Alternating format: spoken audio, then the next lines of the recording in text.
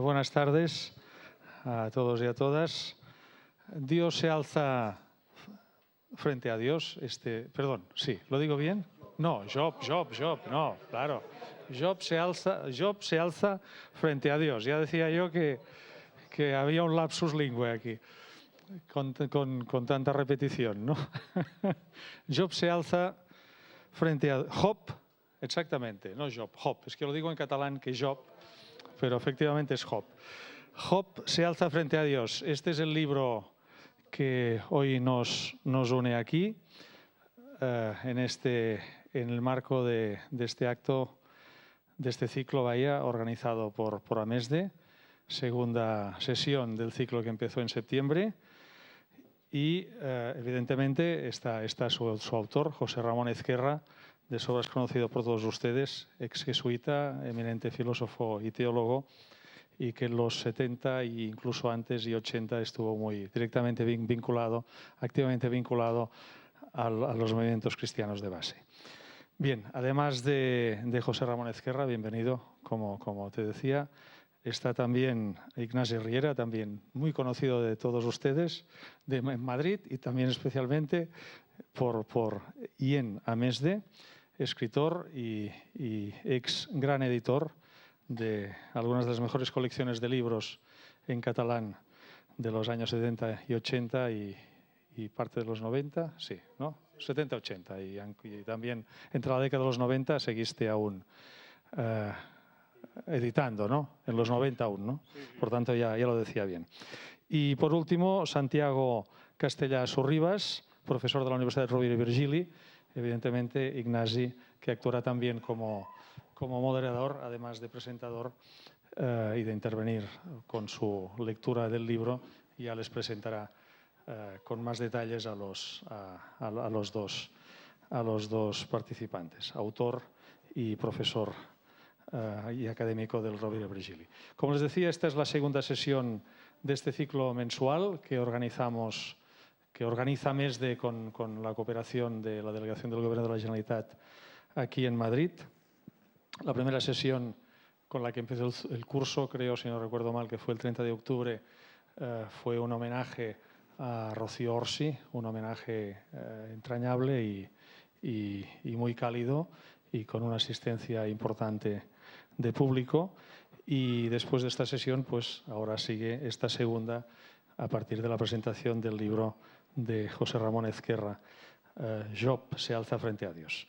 Bien, solamente insistir una vez más que por parte del Blanquerna estamos encantados de cooperar en su programa. Les estamos muy agradecidos de que escojan este espacio plural del Blanquerna y sus modestos focos y sus modestos altavoces. Jaime y oye, ya lo saben perfectamente, bienvenidos también.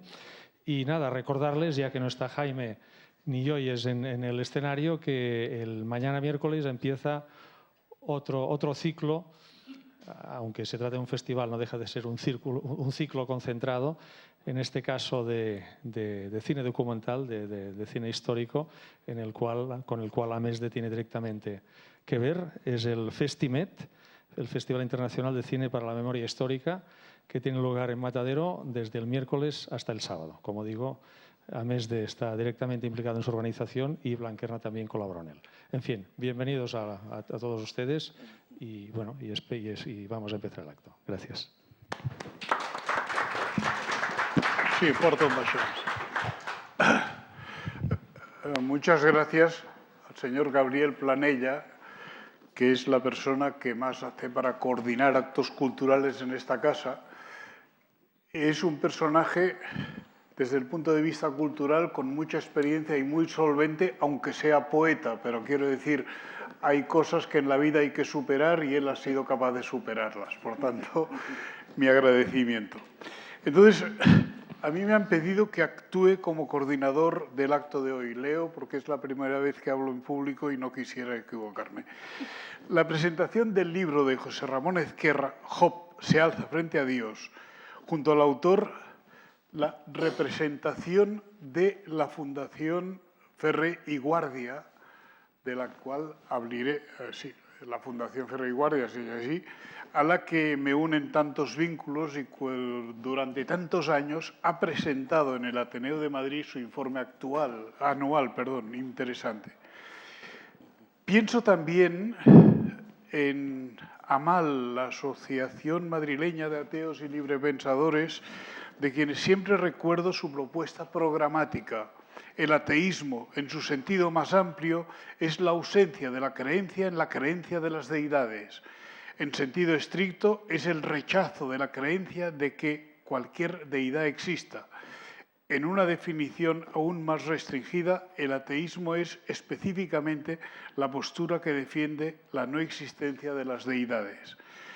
Precisamente en un acto con la Sociedad Madrileña de Ateos y Librepensadores pudimos estar comentando el tema de que los primeros mártires cristianos en Roma lo fueron precisamente acusados de ateísmo, porque no creían en los dioses de procedencia griega y de recuperación romana, y entonces decían, si no creen en todos estos dioses es que son ateos, y una de las razones, por ejemplo, en muchas actas de recuperación de actas y tal, era precisamente porque eran ateos.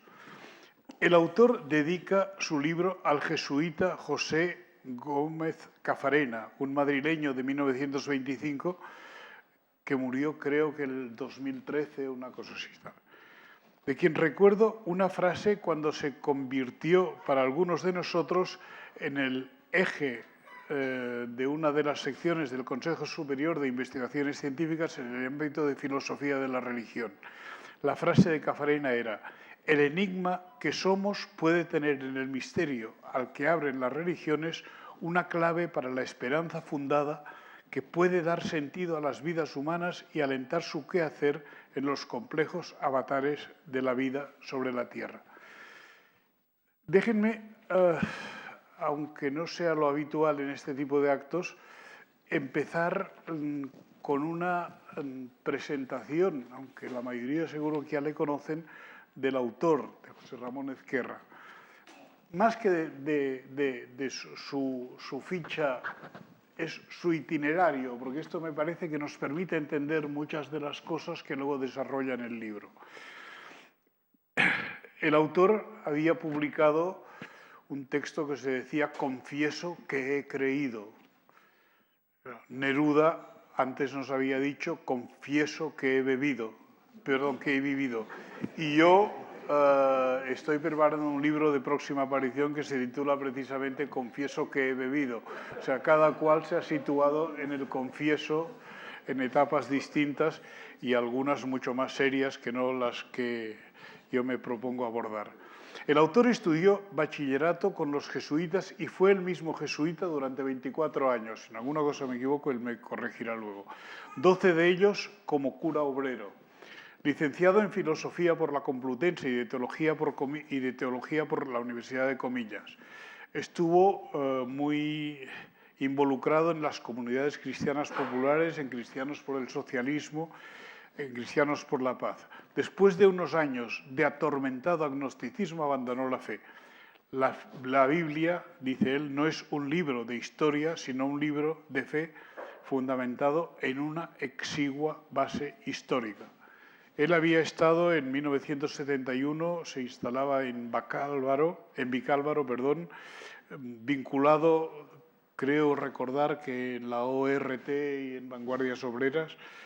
Hay algunos representantes de Vicálvaro. Bueno, sí, pero yo no. Deja a los jesuitas y se casa, lo cual quiere decir que estaba en estado de desesperación, pero eso sucede en muchos casos. Convalida el título de Filosofía y Letras y pasa a ser profesor de filosofía en el Instituto de Vicálvaro. Una de sus frases, que además repite en este libro muchas veces, es: para mí la religión es una superstición. Otra nota es que el libro tiene un título que es Job se alza frente a Dios. Permítanme decir que esto, para algunos de nosotros, tiene mucho significado, porque Job es uno de los clásicos de la literatura catalana durante el franquismo. Salvador Espriu, por ejemplo, Joan Oliver Peracuart, Tío Mío, etcétera, dedican muchísimos textos a Job. Y son textos para mí muy interesantes, lo cual me ha obligado cada año a releer al menos una vez el libro de Job, que yo he querido resumir a veces diciendo cómo Dios cede, no se sabe a cambio de qué, ante el chantaje de la oposición. Imagen de dos trileros, Luzbel y Dios, que se entretienen haciendo un pulso a costa del futuro pobre, pero al principio riquísimo Job. Entonces, lo digo para hacer alusión a que el referente de Job para algunos de nosotros es muy tal. Y hay una frase en alguno de sus textos que dice que el último final del texto de Job, pero bueno, esto es un tema que no es para discutirlo hoy y tal. Quisiera también recordar una figura que dirán esto a qué viene. Bueno, en primer lugar, una figura de un hermano mío, Lluís Riera Gassiot. ¿Por qué hay un paralelismo?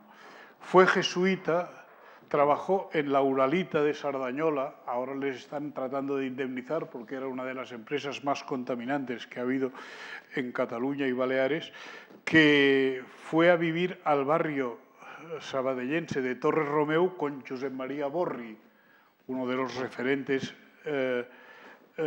que también se dio de baja de la Compañía de Jesús y que se casó. No, mi hermano se dejó la Compañía de Jesús y en cambio entró en la compañía de una dirigente obrera, Maite Prats. Se licenció primero en Filosofía y Letras y más tarde estudió Filología Catalana y se convirtió en profesor de bachillerato en Sabadell. Moría hace 2 años, pero toda la vida se ha dedicado a esto y se ha dedicado a tal. Y permítame todavía otra referencia que dirán, esta no tendría que tener lugar aquí, pero creo que sí que te puede tener lugar aquí. Y es la referencia a un tal Juan Leita, que murió el año 2012. Era un barcelonés, hijo de médico, jesuita, ordenado sacerdote, había estudiado teología en Sant Cugat del Vallès y en Innsbruck. Fue profesor de teología. Cuando ejercía como tal, en 1969, publica El fundamento irreligioso de la Iglesia. Recibe amenazas de todas las jerarquías eclesiásticas, las de la curia y las del general de la Compañía de Jesús. El trueno, digamos, que cambió no su vida, digamos, civil, no su ideología. Vendría el año 1971 con la publicación en edición catalana y en edición castellana, y además tanto de una edición como de la otra se hicieron al menos 14 o 15 ediciones, un libro que se llamaba El Antievangelio. Posteriormente publicará, entre otros, Análisis destructivo de la religión, el sexo fantástico, el budismo, libro especialmente interesante para el debate porque niega que el budismo sea una religión y explica por qué razones no lo es. Continuará toda su vida editando libros sobre temas y tal. Para sobrevivir, conozco un poco su vida porque vivió 20 años en mi casa, como suele suceder a los ocupas que llegan a casa, como les gusta lo que cocinamos, pues se quedan. Y en este caso se quedó solo 20 años, pero que ya son unos cuantos, ¿no?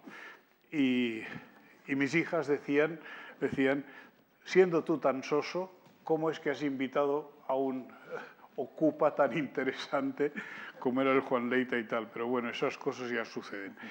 En el 22 hay un tema interesante. El 22 de julio de 1971, en el vespertino Telexpress de Barcelona, que era entonces el periódico más leído y, para decirlo en una frase tópica, el más progre de los que se publicaban, se publicó una carta con el título Los jesuitas, la libertad y la fe, firmada por más de 30 jesuitas conocidos y profesionalmente reconocidos, muchos de ellos como profesores de universidad o enteologados de la Compañía de Jesús, denunciando la actuación de los superiores de la Compañía de Jesús, diciendo no tenemos por qué estar de acuerdo con las tesis de Juan Leita, pero no estamos de acuerdo con que estas tesis no se puedan divulgar, programar, etcétera, etcétera.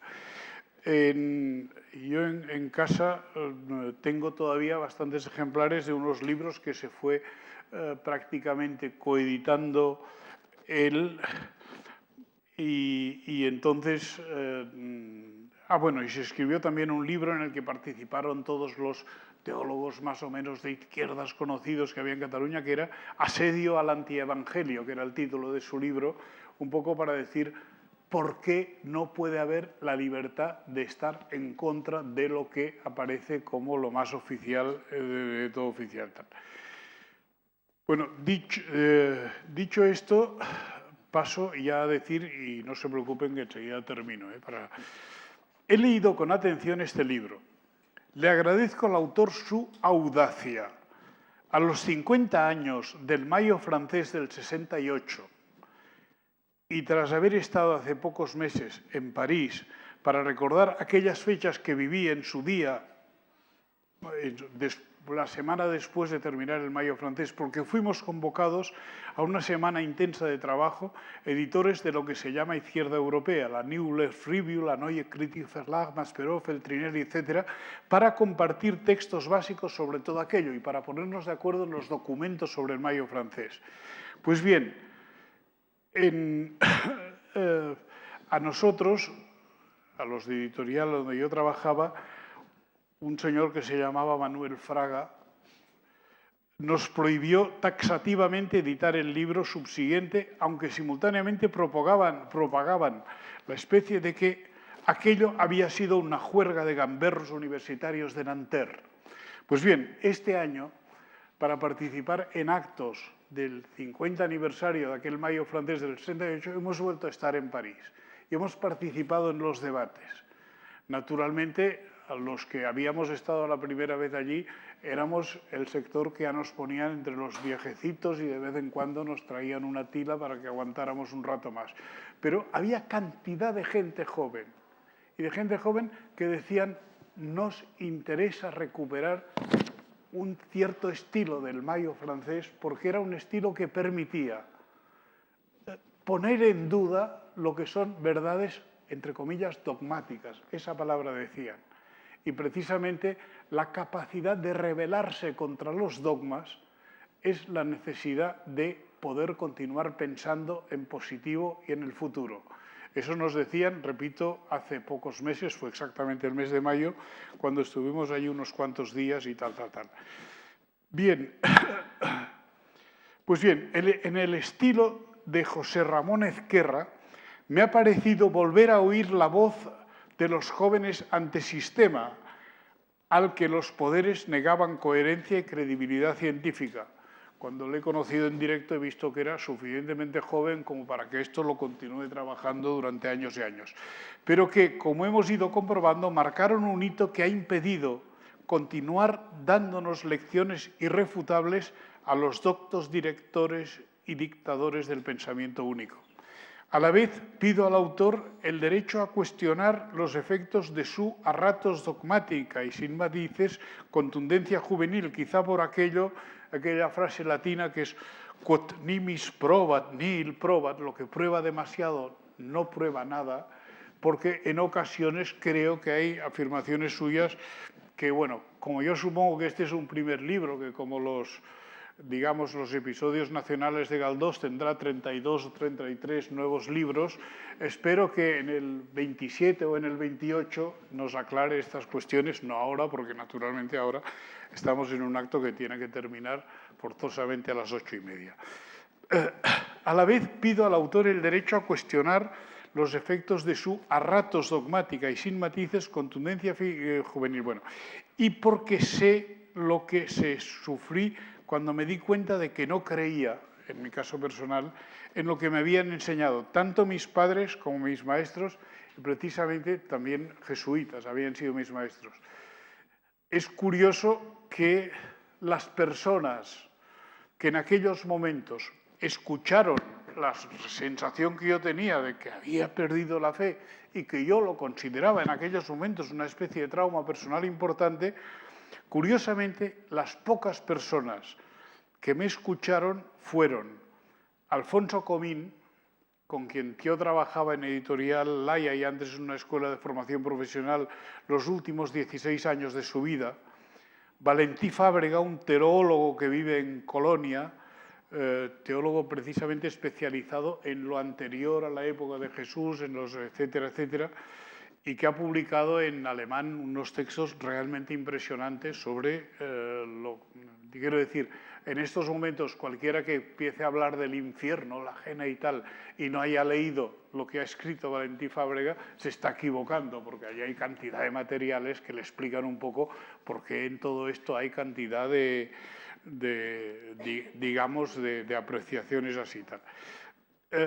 Otra persona con la que también pude hablar, y mucho entonces, fue Luis Espinal, un jesuita que fue crucificado, y no es una metáfora, fue crucificado en Bolivia por denunciar las corrupciones del régimen, uno de los jesuitas para mí más impresionantes de tal. Y sobre todo con José María Valverde, que era mi catedrático de estética en la Universidad de Barcelona, poeta y analista de las ideas del siglo XX, de quien he editado parte de su correspondencia con Ramón Comas, que es la última referencia, perdonen, poeta y jesuita de un ateísmo poco disimulado, que escribió un libro básico para entender lo que supuso en el franquismo en el interior de la Iglesia Católica. El libro se llama, ya que hay un personaje vinculado a Tarragona, los que más barbaridades dijeron sobre la Guerra Civil Española y la Iglesia fueron el cardenal Gomá, que era de Tarragona, y el cardenal Vidal y Barraquer, que también era de Tarragona, de la zona de Tarragona. Dos visiones antagónicas de la Iglesia de 1939. Pues bien, Vidal y Barraquer, que se negó a firmar esta carta colectiva del episcopado español, murió en el exilio, porque fue expulsado de tal. En cambio, el cardenal Gomá tuvo muchos tal. Y cito dos nombres más de personas a las que me sentí muy vinculado en sus momentos. El primero era Ignacia Ellacuría, también mártir y tal. Y el obispo Casaldáliga, al que en un acto oficial y en una de estas travesías el Papa se paró delante de él y le dijo, un papa que creo que se llamaba Wojtyła o así, que era un señor que se dedicaba al teatro en Polonia y luego le dedicaron a papa. No recuerdo muy bien su historia, pero era una cosa así, el papa Wojtyła, ¿no? Se llamaba Juan. Pues bien, le denunció, paró el de esto, le denunció para decirle qué tal, y prácticamente le expulsaron. Como hay cosas de las que es difícil expulsarte, pues no tal. Como anécdota digo solo que Ramón Comas, que Juan Leita, que había escrito aquello, le expulsaron de jesuita y le expulsaron también de sacerdote. Pero él dijo, ¿quién me expulsa de sacerdote? Y el arzobispo, obispo, cardenal de Barcelona dijo, nosotros, la Iglesia. Dice, pero ¿qué autoridad tenéis para quitar? Si yo no acepto vuestra autoridad, ¿por qué me vais a expulsar de tal, no? Y entonces él continuó. A mis hijas esto les encantaba, porque decimos, tenemos en casa un cura que fuma mucho, 7 paquetes diarios de tabaco y que luego no sé qué tal. Y dice, ¿y es cura? Dice, sí. Dice, ¿pero por qué? Bueno, pues os puedo asegurar que durante 20 años, prácticamente cada 6 o 7 meses, llegaba un delegado de la diócesis de Barcelona ofreciéndole dinero.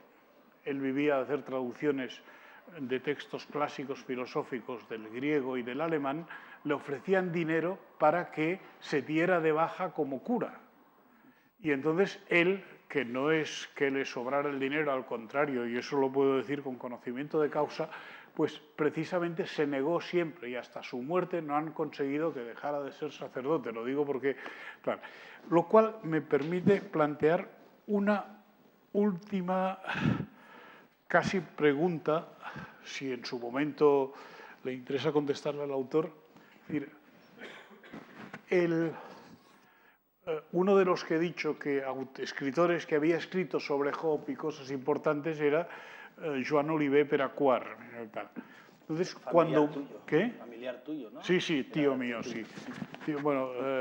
Tío segundo y tío primero, porque se casó con una prima suya que era hermana de mi padre, o sea, es una de estas relaciones para concurso de aquellos de tele, ¿no? Tío primero y tío segundo. Pues bien, el Joan Oliver Peracuar, cuando murió en en la estampa, digamos, mi padre era impresor y era el que imprimía todo esto, en este caso ya mi padre había muerto, mi hermano, que era el que le sucedió en la imprenta, hizo Joan Oliver Sallarès, que era su nombre, a pesar de que su nombre literario era Peracuar, Joan Oliver Sallarès, y entonces, en lugar de poner nada, ni escritor ni tal, jesusista. Pone jesusista, no. Y la razón decía que él, en muchos de sus poemas, en muchos de sus textos, había dicho que quien había intentado asesinar a Jesús de Nazaret era la Iglesia Católica y las iglesias. Y entonces, él siempre se declaraba jesusista, porque jesusista quería decir que para él seguía creyendo en Jesús, no por razones científicas ni por análisis textuales de lo que dice la Biblia y tal, sino por una especie como de sentimiento más o menos difuso, del que habla muy bien, por cierto, Gómez Cafarena, de esta especie de sentimiento en la cual uno se puede incluir en lo que no tiene un apoyo exacto en los textos literales, etcétera. Pues precisamente él decía no, y yo no tengo por qué no sentirme jesusista, la religión de mis padres y tal, pero solo jesusista, porque a partir de ahí llegó la Iglesia y se cargó, decía este, yo no lo digo, decía este que se cargó precisamente a Jesús de Nazaret. O sea, el asesino de Jesús de Nazaret ahora es este señor, pero antes de este señor era la Iglesia Católica. La Iglesia Católica fue la primera asesina de tal. En todo caso, mejor un asesinato como el de él que el de la Iglesia Católica. Perdonen el de esto y paso la palabra a gente que hablará más y mejor sobre el tema. En primer lugar, como ya le han presentado, es profesor de la Universidad Rovira i Virgili, pero me interesa mucho recordar lo que he dicho antes al principio, que era de la Fundación Ferrer i Guàrdia. Es importante recordar que Ferrer i Guàrdia fue un señor que nació en 1859 y fue asesinado en Barcelona en 1909. De ideología republicana, alrededor de 1885 conspiró contra la monarquía y enviarse a Francia. En 1901 regresó a Barcelona, donde fundó la escuela moderna que impartía enseñanza laica y racionalista. En 1906 fue acusado como inductor del atentado perpetrado por Mateu Morral, un anarquista de Sabadell también, como ven todos son de Sabadell, contra Alfonso XIII, que fracasó porque Morral podía ser un anarquista muy consciente de su cargo, pero no sabía disparar y no le mató, y en cambio mató a gente que no se lo merecía. Fue absuelto y clausurada su escuela. Se trasladó a París y reinició su trabajo en Bruselas en 1907-1908, donde impulsó el movimiento internacional de la enseñanza laica y racionalista. En 1909, ya en Barcelona, fue acusado como inductor de los hechos de la Semana Trágica. Fue condenado a muerte a pesar de una campaña internacional a su favor y fusilado en Montjuïc. Y como último detalle, una de las personas que le defendió en aquel momento fue un personaje muy conservador en los aspectos tal, que fue Joan Maragall.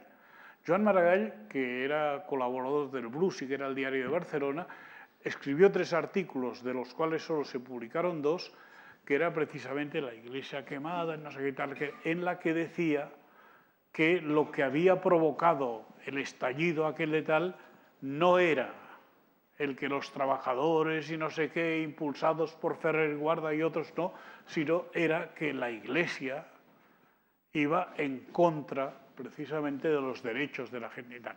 Entonces, repito, un personaje enormemente conservador, hasta el punto de que Maragall, que murió en 1911, por cierto, después de haber parido 11 hijos, por eso hay Maragalles por todos los sitios donde te muevas, ahí en Cataluña y tal, hay mucho Maragall suelto, pues precisamente el obispo, que era el obispo, digamos, emblemático de Cataluña, que era el doctor Torras i Bages, que en realidad se le vincula a Vic, pero era de Vilafranca. Pero bueno, el obispo Torras i Bages, que era el gran cardenal de Cataluña, no quiso asistir a su entierro.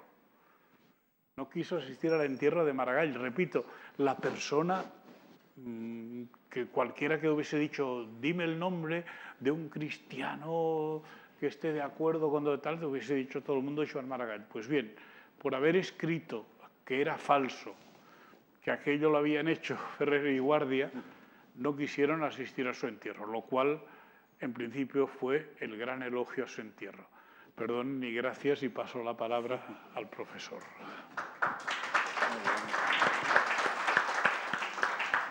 Nos quedaríamos horas escuchando a Ignasi Riera y dicen las malas lenguas que si además nos cocinara no saldríamos de esta sala.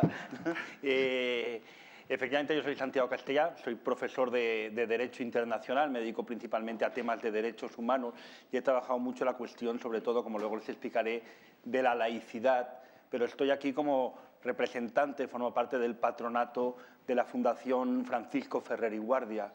En toda Europa hablar de Francisco Ferrer es una referencia al libre pensamiento y a la tradición de este republicanismo laico que fue vencido por el fascismo en los años 30, ¿no?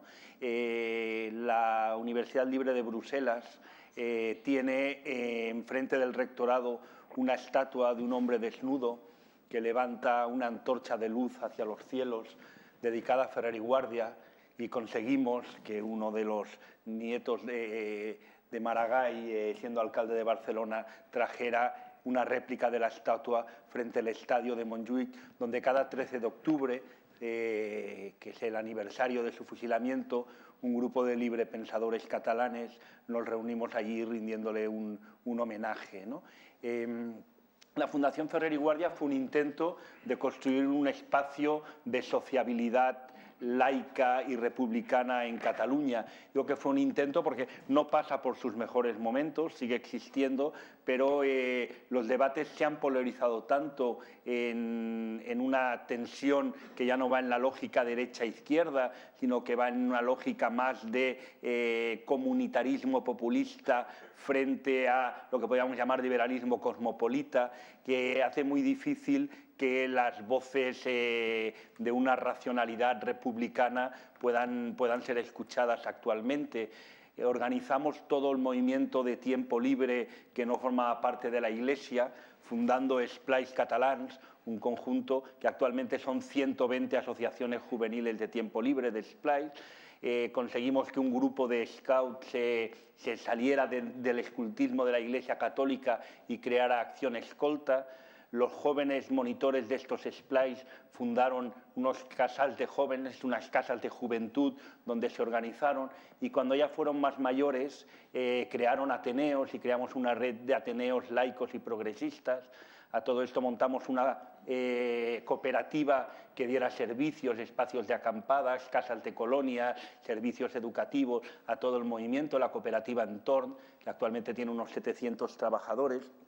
Creamos la Escuela Libre El Sol, cogiendo unos nombres de Ferrer y Guardia para formar monitores, directores de campamentos, y actualmente hace unas 3.000 formaciones al año. Creamos una fundación ecologista, la Fundación Tierra, y la Fundación Ferrer y Guardia era un poco la cabeza visible de esto que denominábamos movimiento laico y progresista, y que cuando yo llevé la presidencia hace unos años hicimos la propuesta de crear la Cataluña librepensadora frente a esta Cataluña clerical, cerrada, de misa, que creíamos que siempre había mandado y que seguía mandando, pero los debates han ido, como ustedes bien saben, y no explicaré, por otros derroteros, pero la Fundación Ferrer y Guardia sigue siendo la voz del pensamiento laico, de esta laicidad basada en valores republicanos, en aquello que nos une como personas libres que queremos convivir en una sociedad democrática, y sobre todo pensando en la educación.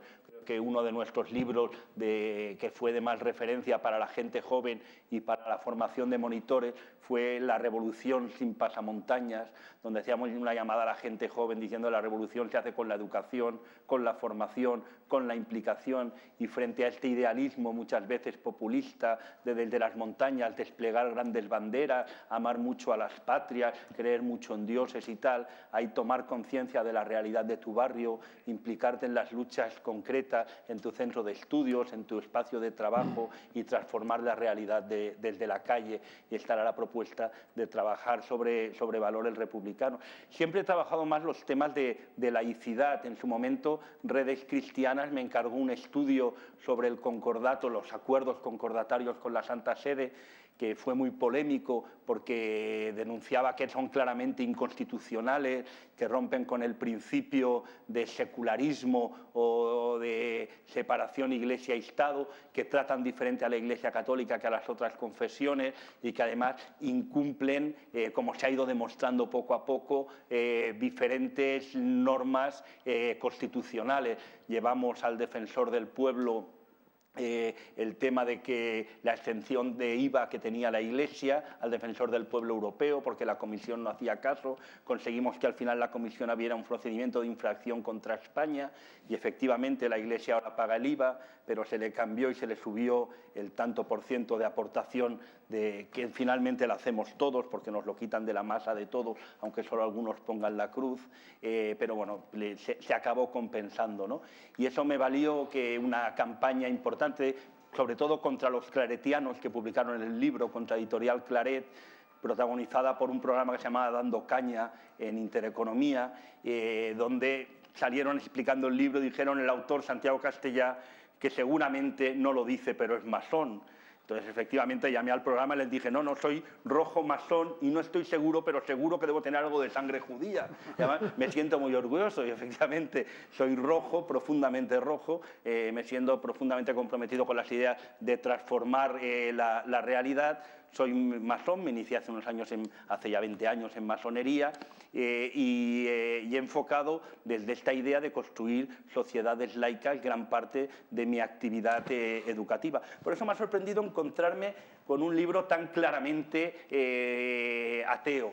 Que no hace una propuesta de laicidad, sino que hace un recorrido científico, riguroso, de defensa del ateísmo. Yo estos días lo recibí hace 3 días y he disfrutado muchísimo con su lectura. Es de una profundidad simple, o sea, trata temas tremendamente profundos, pero con un lenguaje muy inteligible y además yo creo que es una propuesta muy valiente porque lo que se ve detrás es una evolución personal del autor, ¿no? Yo descubrí, cuando leí el libro, que era jesuita y no me extrañó, que se había iniciado como dentro de la Iglesia como jesuita, ¿no? Y no me extrañó. Los jesuitas, en el fondo, yo creo que en su propuesta de contrarreforma son los que mejor entendieron y interiorizaron la reforma.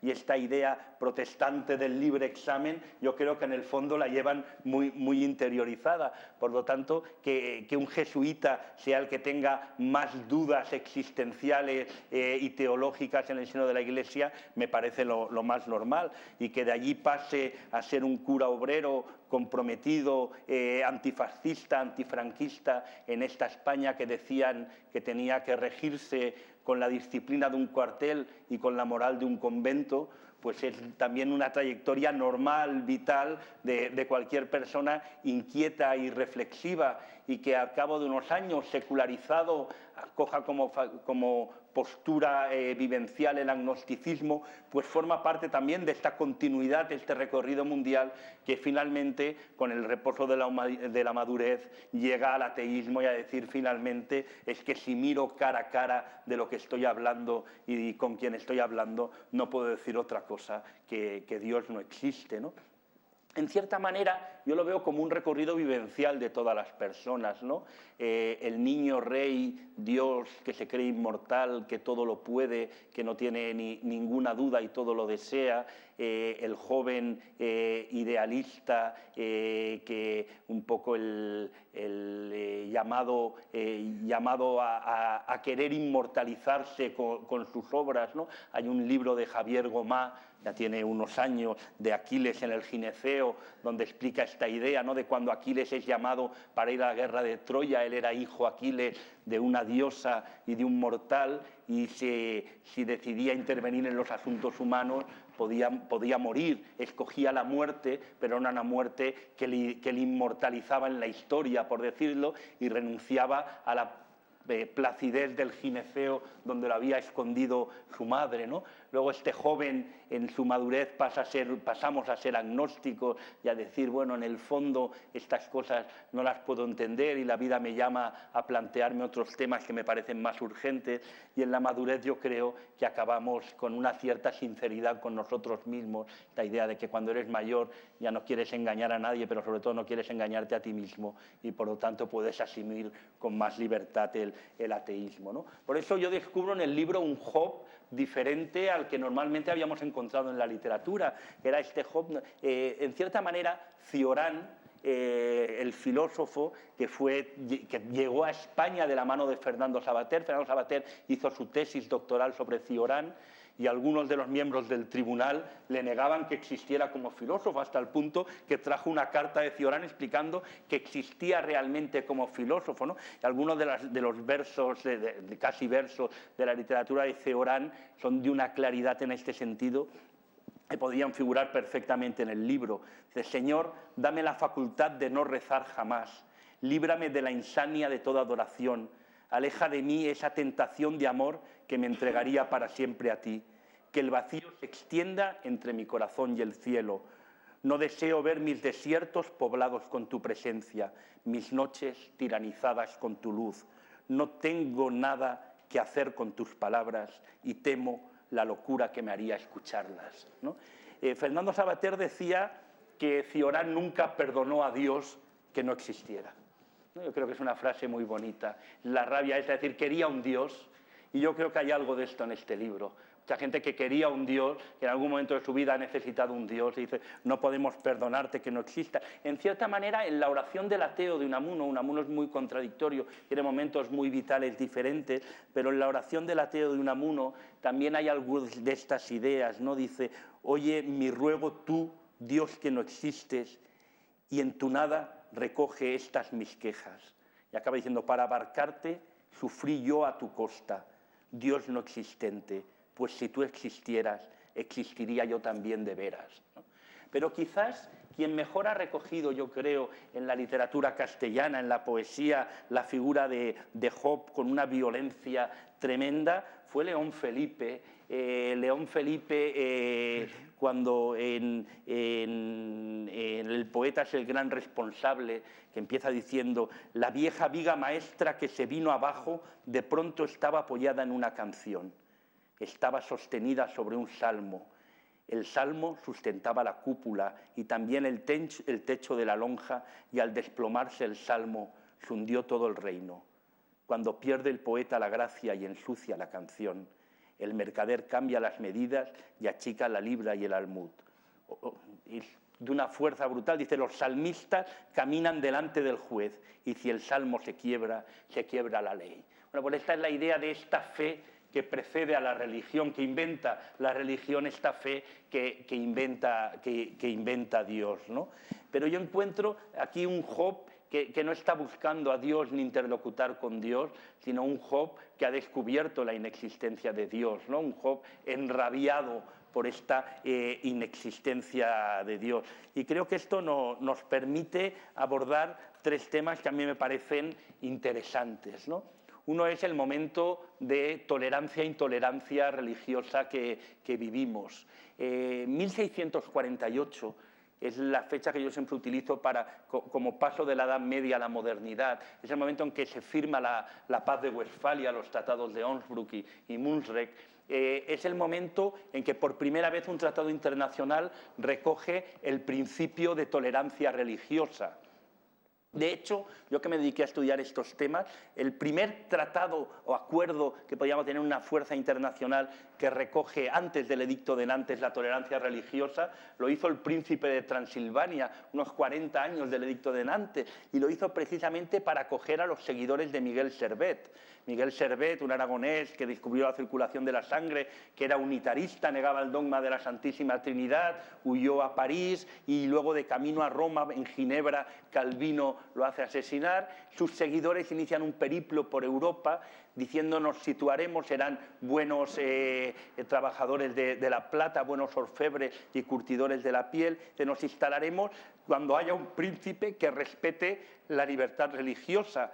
y el primero que lo hizo fue el príncipe de Transilvania, que vivía en esa tensión entre el imperio bizantino, el islam y el catolicismo pietrino romano, y que por lo tanto también era una situación que le convenía en su territorio, y allí se creó la iglesia, la primera iglesia unitaria, que al cabo de muchos años llegó a Estados Unidos y crearon los unitarios universalistas, una iglesia que se niega a decir que cree en ningún Dios, sino que explica que todos los hombres tienen una necesidad de trascendencia, y hace unos rituales de encendido de una vela y de reflexión personal. Tiene en Chicago una catedral preciosa con todos los símbolos religiosos, con el católico, islámico, judíos, budistas, hinduistas, etc., y uno en blanco.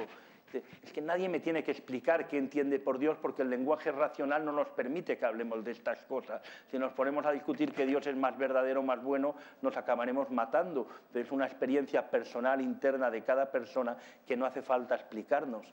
Que explicar que los unitarios universalistas se les ha prohibido inscribirse como religión en España. Dicen, esto es una tendencia filosófica, pero no sois una religión porque no me explicáis que creéis en Dios. Dicen, ¿cómo quieres que pongamos en un papel jurídico, en un documento, que creemos en Dios si no sabemos para ti qué es Dios, ni qué significado le das, ni no sé qué? Esto es algo personal mío. Lo que te podemos explicar es que nos reunimos, encendemos una vela, reflexionamos, etcétera, ¿no? Pero bueno, el principio de tolerancia religiosa, si lo pensamos un momento, que aparece en 1648 por primera vez claramente formulado, es un principio muy débil filosóficamente. Toleramos lo que no nos gusta, toleramos el ruido, toleramos el dolor, toleramos lo que no nos gusta, pero por primera vez se acepta que se pueden tolerar otras religiones. Por lo tanto, yo creo que por primera vez se acepta que las religiones no pueden ser poseedoras de la totalidad de la verdad. Y esto lo explica muy bien Gregorio Peces Barba en un libro, Fundamento de los Derechos Humanos, editorial Debate del año 75. Es el origen de todos los derechos humanos y la democracia. Porque finalmente, si podemos permitir que en algunos territorios de los Países Bajos, de Ginebra, de Alemania, pueda haber una religión protestante, tendremos que acabar aceptando que en España, en la muy católica España, pueda haber protestantes. Y si aceptamos que en España haya protestantes, aceptaremos que puedan haber judíos, que los acabamos de expulsar, islámicos, que los acabamos de expulsar, y por lo tanto aceptaremos el pluralismo religioso.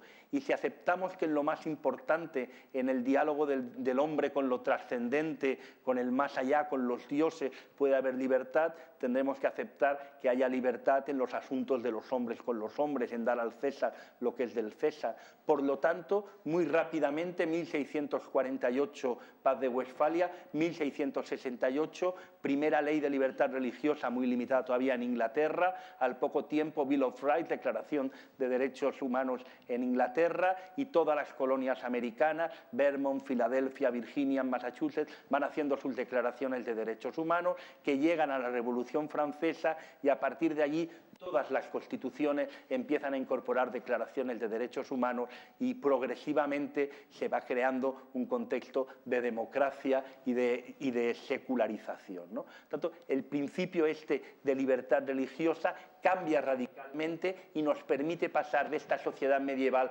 teocrática a una sociedad moderna basada en la razón, con una inspiración clarísima, yo creo, en Martín Lutero y en el protestantismo.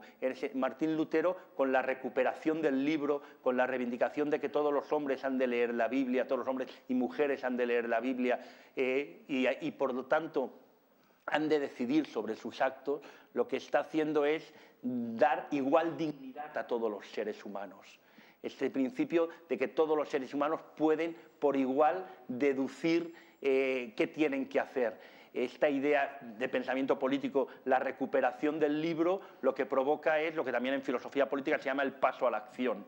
El ser humano ya no tiene que conformarse con la injusticia, con una sociedad empobrecida, con el hambre, el frío que pasaba, con la explotación del señor feudal. Ahora tiene que pensar, deducir, descubrir, investigar, buscarse mejor vida, lo que explica también Max Weber en Ética Protestante y los orígenes del capitalismo. Por tanto, nace el ser humano ético, nace el ser humano compelido a tomar decisiones éticas, y esto cambia totalmente el signo de la historia y nos introduce en un lenguaje universal que es la razón, la posibilidad de que con la razón podamos tener un diálogo intersubjetivo todos los seres humanos.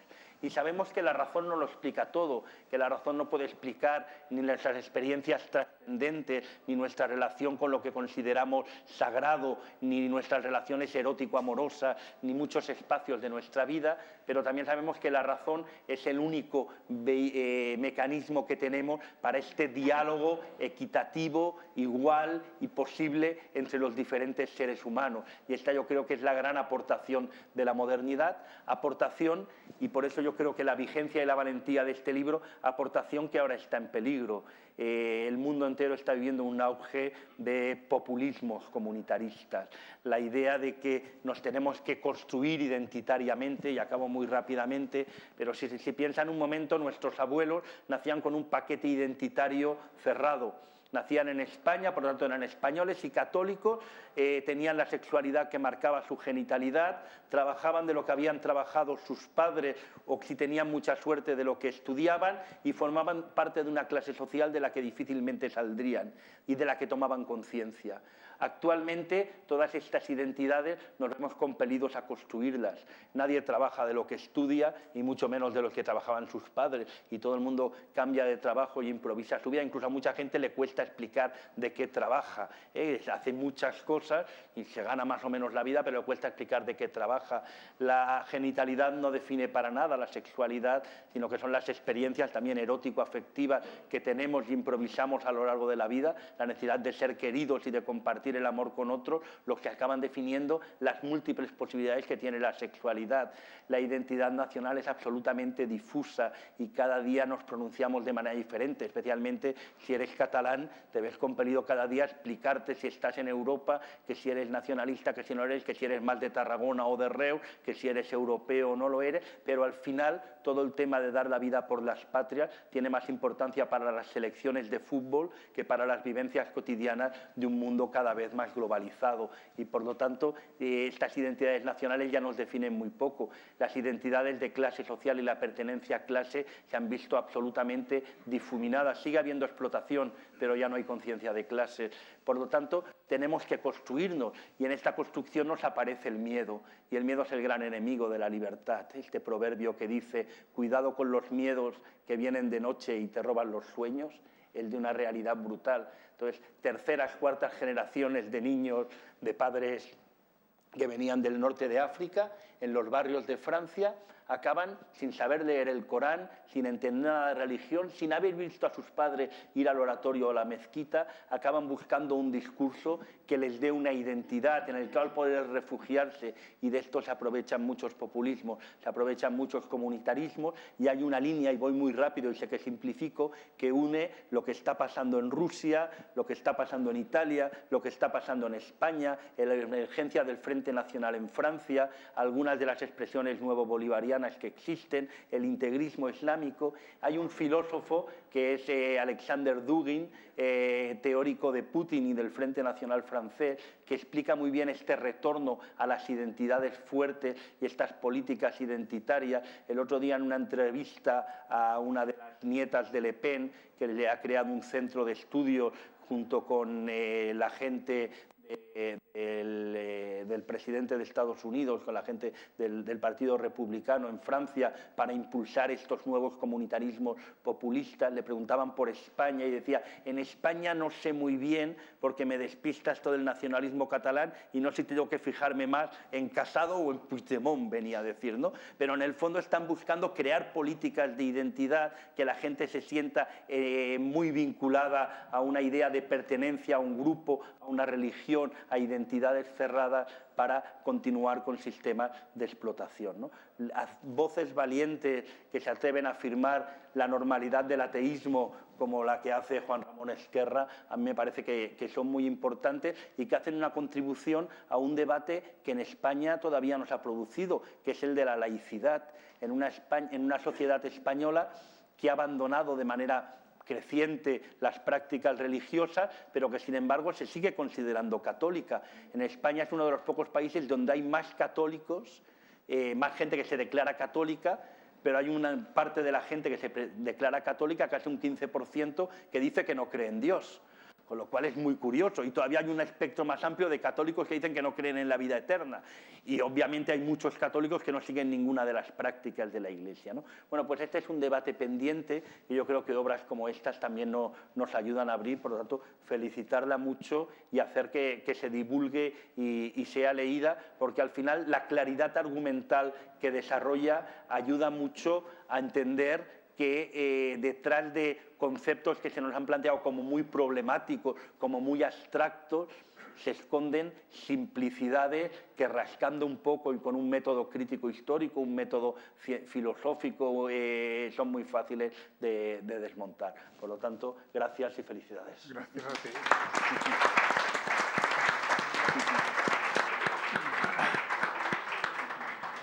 Y se ha hecho esperar, pero por fin el protagonista.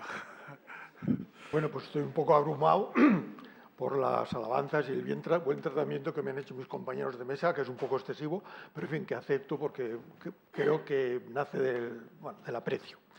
Y agradezco a la librería Blanquerna y a la Fundación Ferrer y Guardia la oportunidad que me dan de presentar mi libro y exponerlo, y a mi amigo Jaime Ruiz, que ha permitido este encuentro, que ha propiciado todo este acto.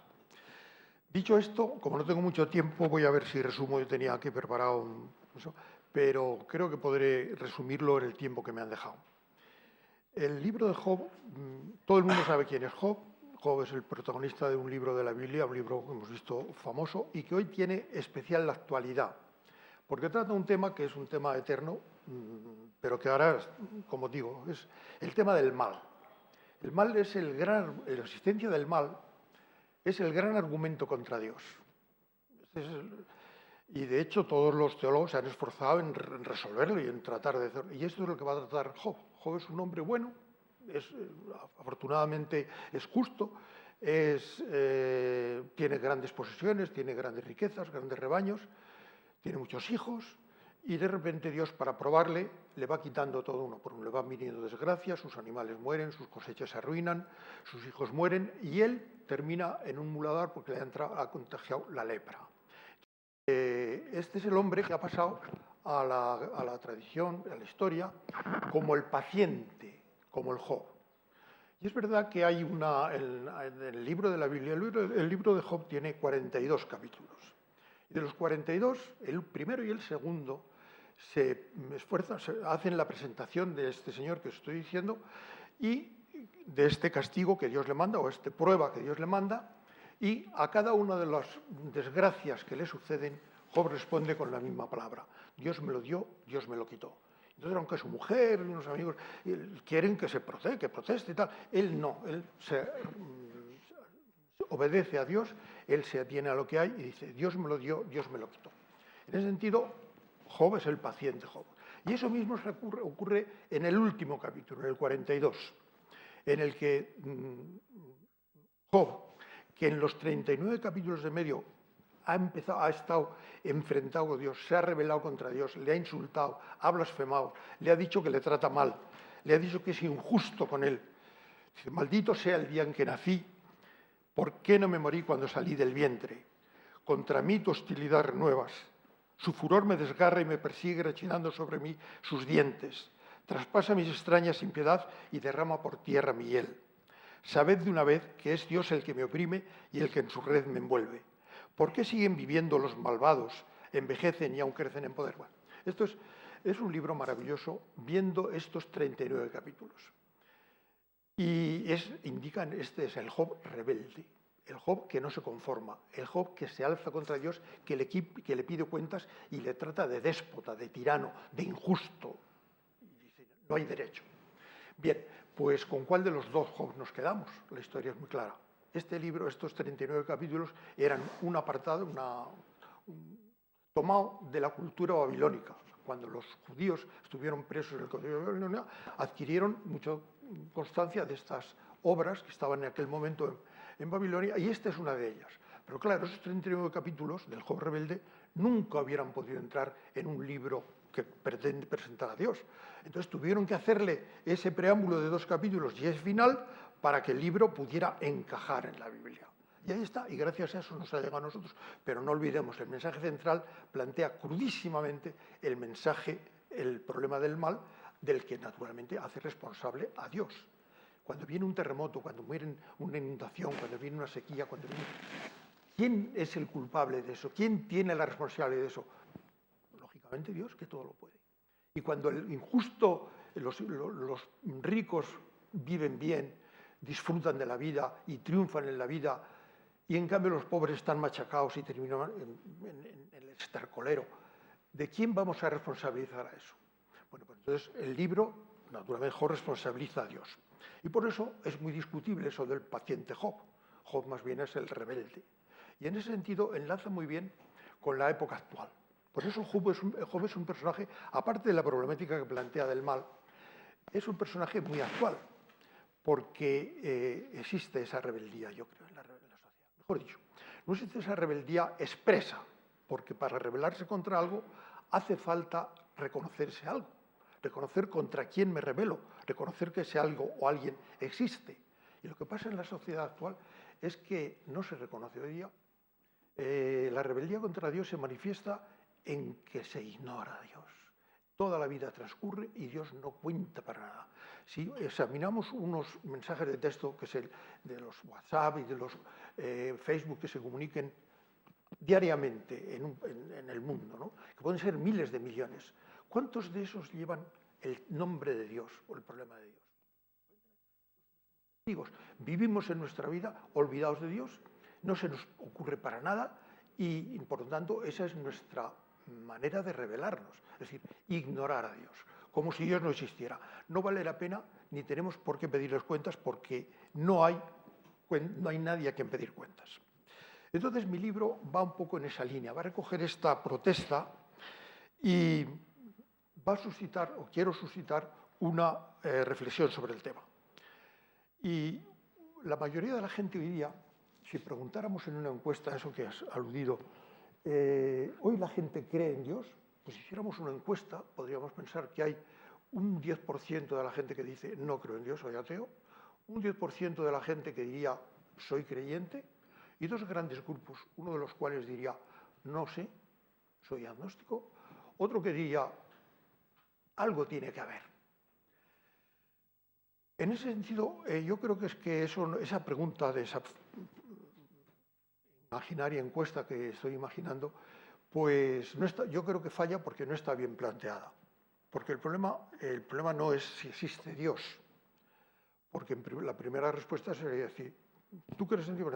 Dime qué entiendes tú por Dios y luego te diré si creo o no, porque Dios es lo más ambiguo del mundo, es un concepto difuso. Y sin embargo, si hiciéramos la pregunta al revés, otra pregunta sería, probablemente tendría más interés para la gente y podría entenderse mejor. La pregunta sería, ¿crees que hay vida después de la muerte? Eso es lo que todo el mundo entiende, eso es lo que es muy claro y eso es lo que es complementario. ¿Por qué? Porque son caras de la misma moneda. Si hay vida después de la muerte, hay Dios. Si no hay vida después de la muerte, no hay Dios. Entonces, ahí es lo que yo digo, hay mucha gente que probablemente en este tipo de problemática le gustaría entrar, pero ¿qué es lo que pasa? Que la mayoría de la gente tenemos tantas cosas que hacer, tantos centros de interés, que enfrentarnos, he traído aquí un libro, esto es la Biblia, ¿no? Es tan vieja porque es la que yo estudié, son 1700 páginas. Nadie se va a meter ahora a interrogarse sobre esos problemas, interrogando la Biblia. Uno tiene interés pues, en ver el partido de fútbol, o en participar en un debate, o asistir a una conferencia, o asistir a un museo, o cuidar a sus nietos, o lo que sea. Hay miles de intereses que no nos permiten enfrentarnos al problema. El problema está cerrado en falso. Tanto los que dicen no creo o no sé si existe algo, o algo tiene que haber, en el fondo no se plantean introducirse en el problema para salir de esa duda. Entonces se va manteniendo, se va estirando esto y ahí queda. Yo creo que viene mi libro en el sentido de decir, yo te ofrezco en unas pocas páginas, mi libro se puede leer, no se puede leer en 4 o 5 horas de corrido, y si quieres con profundidad te puede llevar 10 o 12 horas como mucho. Yo me planteaba en 10 o 12 horas a esta gente que no tiene tiempo, no le interesa tampoco el tema, que no tiene tiempo que dedicarle para resolverlo, pues que lo puedan resolver con una mínima inversión, con 10 o 12 horas de lectura reflexiva, le puede salir de dudas. Entonces, lo que es evidente, y por eso voy a afrontar el tema de la vida después de la muerte. La vida después de la muerte está relacionada fundamentalmente con la idea en la resurrección del cristianismo. El cristianismo sostiene que Jesucristo resucitó y, por lo tanto, nosotros resucitaremos y, por lo tanto, hay vida después de la muerte. Son los que llevan los creyentes cristianos, el gran banderín de la vida futura, de la vida eterna. Entonces, yo voy a afrontar ese problema, pero me vais a permitir que dé un pequeño rodeo brevísimo por el Antiguo Testamento porque me interesa para una cosa. Fijaos bien, el Antiguo Testamento tiene, voy a coger únicamente los libros históricos. En los libros históricos hay dos partes. La primera es los 11 primeros capítulos del Génesis, que narran los mitos de la creación.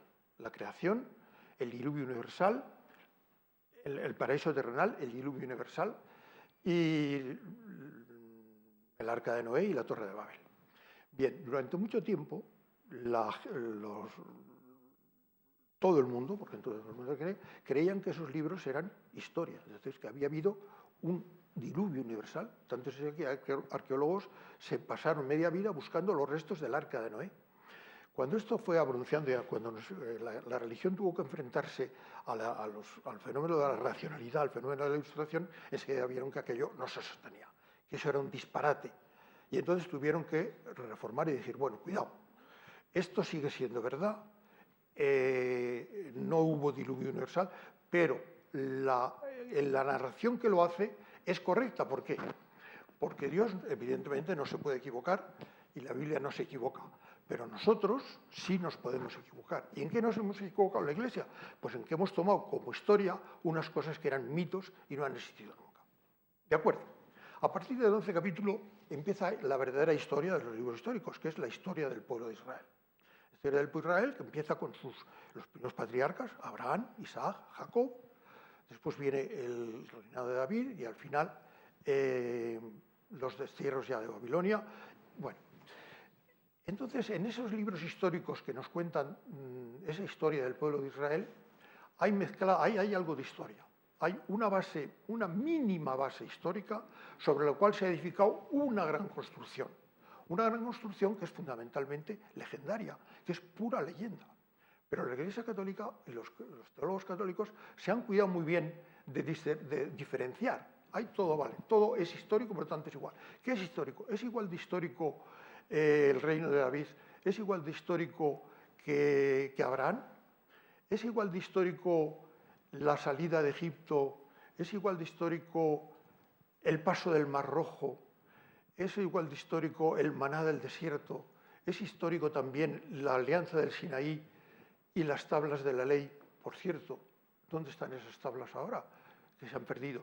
Es decir, hay todo va envuelto en un mismo notorio y lo que figura es como histórico. Evidentemente esas cosas no son históricas. Y sin embargo la Iglesia las sigue manteniendo y yo creo que hay muchísimos creyentes que creen efectivamente que hubo un paso del Mar Rojo, que hubo unas tablas de la ley, que hubo un maná y que las murallas de Jericó se cayeron al sonido de las trompetas.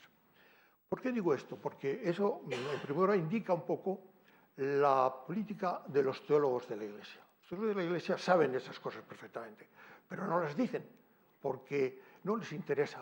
Creen que el pueblo es demasiado, para entenderlas, no es capaz de entenderlas y prefieren que sigan ahí en esa especie de nebuloso en que todo vale. Lo digo porque ahora lo vamos a ver eso mucho más claro cuando veamos la imagen, la figura de Jesús de Nazaret.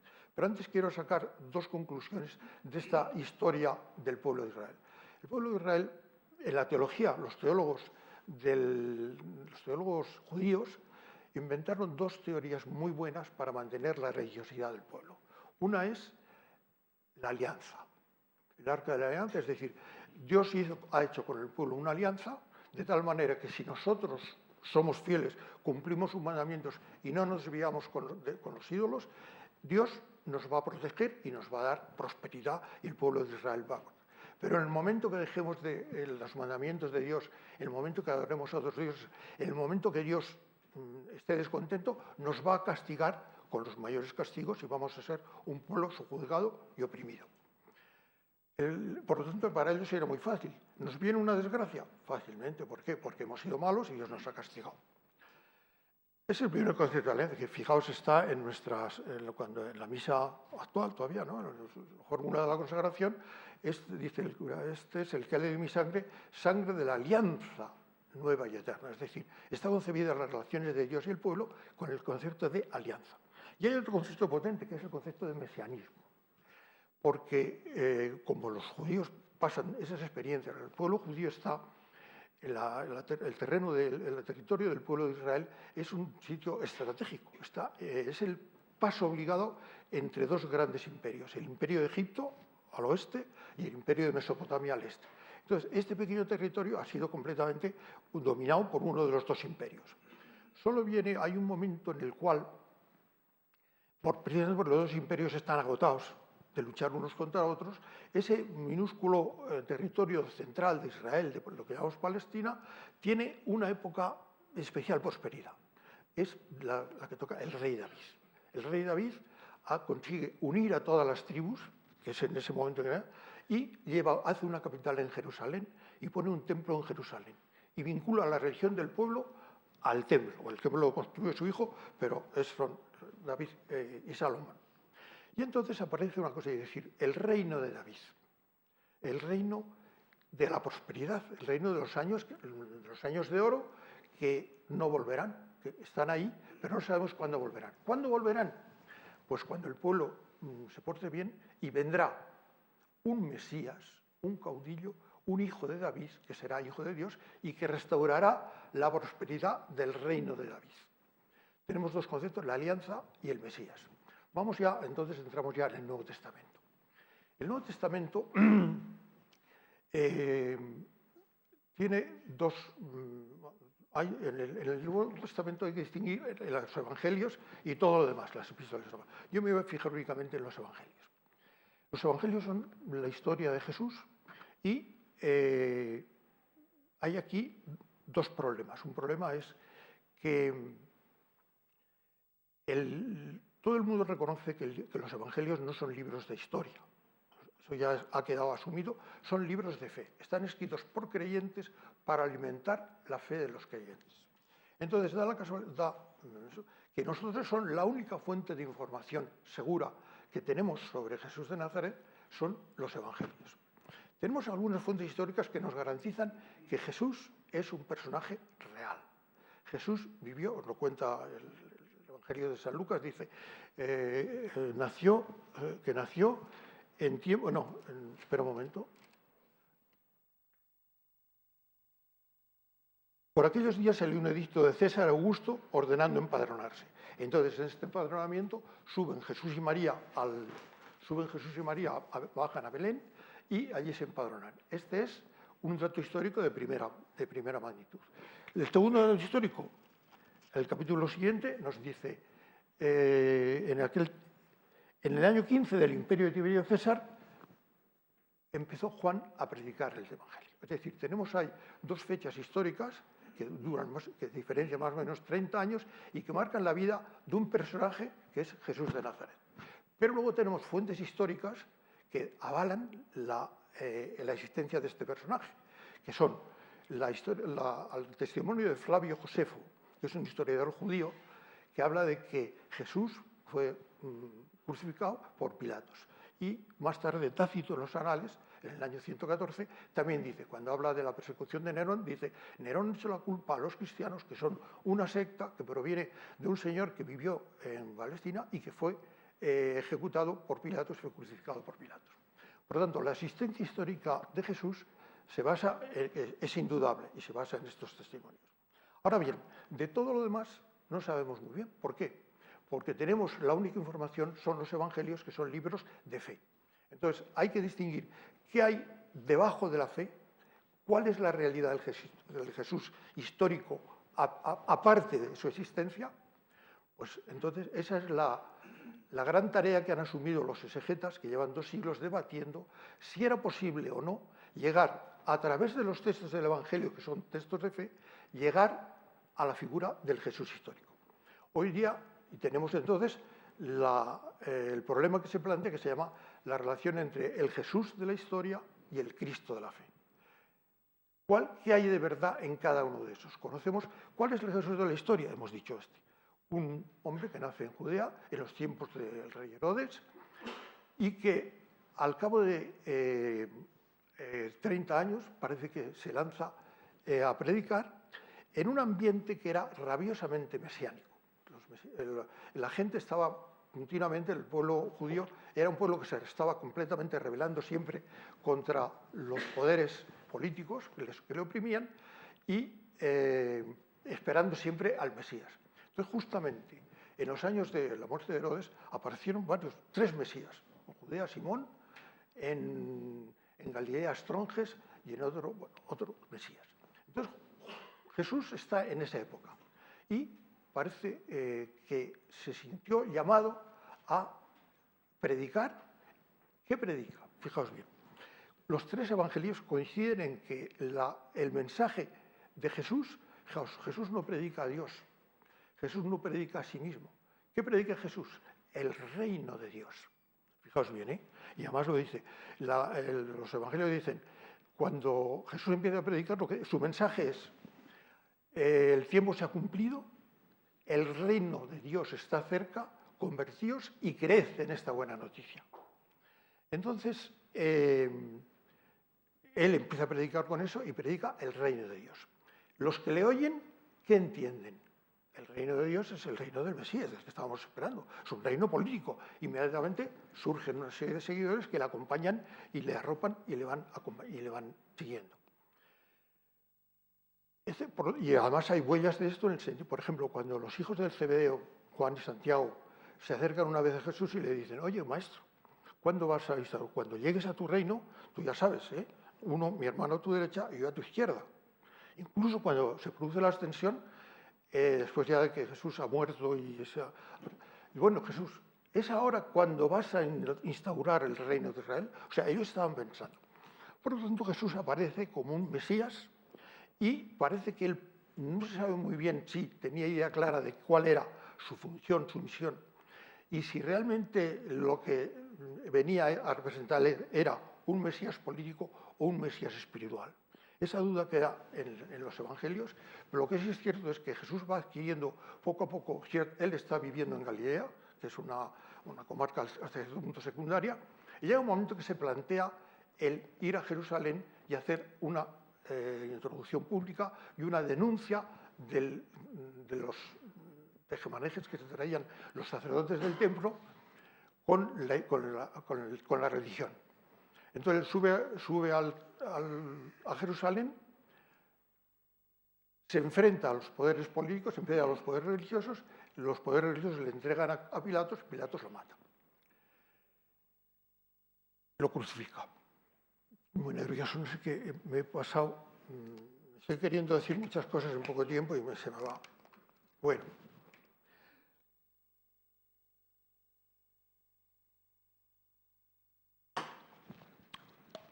Pues bien, los discípulos, bueno, este es el Jesús, digamos, de la historia. Aquí se acaba el Jesús de la historia. ¿Cuál es el Cristo de la fe? El Cristo de la fe es el que empieza con los evangelios, en la lectura de los evangelios de principio a fin. ¿Cómo empieza? Pues un niño que nace en Belén, que tiene un nacimiento maravilloso, en el que hay reyes, en el que hay pastores, en el que hay ángeles. Un nacimiento verdaderamente regio, verdaderamente divino. Este hombre está callado, pero luego inmediatamente se lanza a predicar y entonces tiene unos discursos maravillosos, recordad las bienaventuranzas, hace muchas obras maravillosas, cura a los enfermos, da vista a los ciegos e incluso llega a hacer 2 resurrecciones e incluso llega a resucitar muertos. Este hombre, concretamente, el último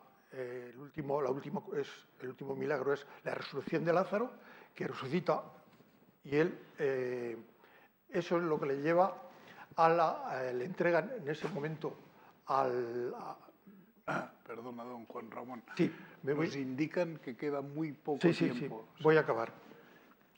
Entonces, este personaje es muerto, pero inmediatamente aparece decir, es Jesús, los judíos, los apóstoles, estoy tan nervioso, bueno, inmediatamente lanzan el Jesús resucitado, se aparece a los discípulos y entonces descubren que ha resucitado. Y a partir de ahí empieza el gran movimiento. Entonces el problema está en ver si realmente Jesús ha resucitado o no. Entonces, para eso tengo yo aquí, he cogido un libro, que es un libro que trata exactamente el tema de repensar la resurrección, de Torres Queiruga, que es un gran teólogo español, y que lo que dice es lo siguiente. Voy a resumiros lo fundamental sobre este tema. Es decir, en primer lugar, los libros, hemos dicho, los evangelios son libros de fe, y lo primero que dicen, la resurrección de Jesús no es un hecho histórico. Es decir, no hay ninguna manera, nadie asistió a la resurrección de Jesús. Lo único que vieron es que después hay gente que dice que le vio y que hace una serie de apariciones a los de Maús, apariciones a la Magdalena, apariciones a los 11, y entonces esta gente dice que le ha visto y le ha. Y entonces dicen que le ha visto. Entonces dice Torres Queiruga, no es cierto. Las apariciones no son históricas, son una construcción de los discípulos. ¿Por qué? Porque Jesús ha resucitado. Si queremos que ha resucitado, resucitar no es revivir a la misma vida que tenía, no es volver a retomar el cuerpo que ha de morir, sino resucitar es entrar en la esfera de Dios, en la esfera trascendente. Por lo tanto, esa esfera no es accesible a los humanos. No se puede ver un ser trascendente como no se puede tocar un pensamiento. Entonces, el que dice que toca un pensamiento está engañando. El que dice que vio a Jesús, esas historias son falsas. ¿Qué es lo que hay de verdad aquí? Una cosa muy simple. Los discípulos no vieron las apariciones. Entonces, ¿cómo saben que Jesús resucitó? Pues por lo sencillo, porque tuvieron una experiencia interna en la que ellos descubrían que Jesús estaba vivo. Esa experiencia del que él habla es una experiencia interna, supuesto que esa experiencia habla de una experiencia no empírica, que es contradictorio, una experiencia que es esencialmente algo empírico y dice que no es empírica, pero es real. Es decir, ¿qué es lo que puede ser empírico y no ser histórico y ser real? Pues un acto mental. Yo tengo un pensamiento, yo tengo una idea, yo tengo un sentimiento, eso es real, pero no es empírico. Bueno, entonces los discípulos tuvieron una especie de experiencia interna de que Jesús estaba vivo. Entonces, esa experiencia, ¿cómo la comunicaron? Pues como esa experiencia no se puede transmitir, lo que hicieron fue inventarse una serie de apariciones a los Emaús, a los de tal cual, para que la gente a lo que ellos se dirigían y que no podían tener eso de la experiencia interna, creyera realmente que Jesús había resucitado. Pues cuando Torres Queiruga habla de esa experiencia interna... Perdona. 5 minutos. Pero demasiados, es que los horarios nos los marca la entidad. 5 minutos. Tengo que terminar porque si no... Bueno, entonces, esa experiencia que no se justifica está perfectamente justificada en el Evangelio, no en el Evangelio, en los Hechos de los Apóstoles. Hay, en el capítulo 2 de los Hechos de los Apóstoles, cuenta cómo estando los discípulos reunidos, encerrados por miedo a los judíos, reciben las lenguas, cayeron sobre ellos una especie como de lenguas de fuego, y entonces aquello vino a ser como una iluminación. Y entonces, ¿qué pasó allí? Que esos individuos que estaban metidos por miedo a los judíos y que no sabían hasta aquel momento nada de resurrección, de repente dicen, bueno, pero si somos tontos, nos hemos equivocado. Si es que hemos interpretado el reino de Dios como no era. Hemos pensado que Jesús era un Mesías judío, era un Mesías político, y resulta que no, que era un Mesías espiritual. Y por lo tanto, ¿qué quiere decir? Que Jesús está vivo. Nos hemos equivocado, pero Jesús murió. Pero también ha resucitado. ¿Por qué? Porque si no, todo lo que hemos hecho con él sería inútil y habríamos perdido el tiempo, sería el mayor fracaso. Por lo tanto, Jesús ha resucitado. Inmediatamente salen a publicarlo, inmediatamente sale San Pedro y tiene el primer discurso a los judíos en el que habla expresamente de decir, Jesús ha resucitado. Bien, a raíz de eso, entonces es como, una vez que ellos adquieren la idea que Jesús ha crucificado, empiezan las apariciones, crean los milagros y crean esos evangelios de la infancia para justificar esa. Pero, naturalmente,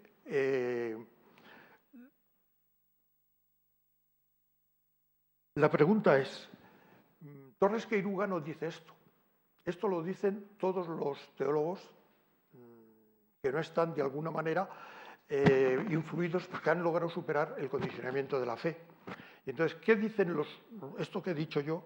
Lo dicen estos teólogos, pero Torres Queiruga no lo dice. ¿Por qué? Porque no le gusta esta situación. Porque piensa que si esa experiencia la han adquirido los discípulos en el cenáculo, todos cerrados, en un ambiente de miedo, de frustración, de fracaso, de emotividad rara, eso, ¿qué experiencia puede ser esa? Pues esa experiencia es una alucinación colectiva.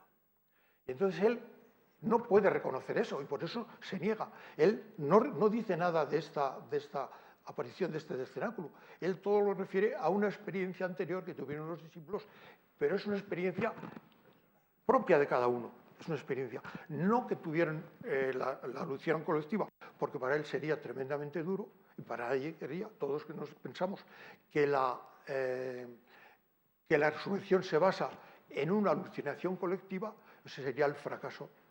Eso es que no ha habido resurrección. Y por lo tanto, no hay resurrección de los muertos, por lo tanto, después de la muerte, por lo tanto, Dios no existe. Este es el...